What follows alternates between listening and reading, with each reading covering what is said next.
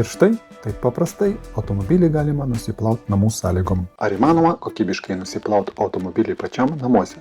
Aišku galima, tik tam reikia tinkamų priemonių. Plaš galingas plovimo rinkinys yra būtent tai, ko reikia. Pirmiausia, sušlapinam automobilį kėbulą. Svarbiausia, jį atvėsiname ir nedirbame tiesiogiai ant saulės. Paimam Plaš Turbo, fenomenali priemonė pirminiam plovimui. Skiedžiame purkštuvę santykiu 1:10, uždarome, pripumpuojame ir padengiame kėbulą. Leidžiame kelias minutės suveikti ir nuplauname. Tada imamės Plaš Sniegas, pH subalansuotų, itin slidžių putų, kurį taip pat skiedžiame 1:10. Pripumpuojame ir padengiame visą kėbulą. Tuomet paimam mikropluošto pirštinę ir perinam per visą kėbulą, kad galutinai pašalinti nešvarumus. Ir putas kartu su nešvarumais nuplauname.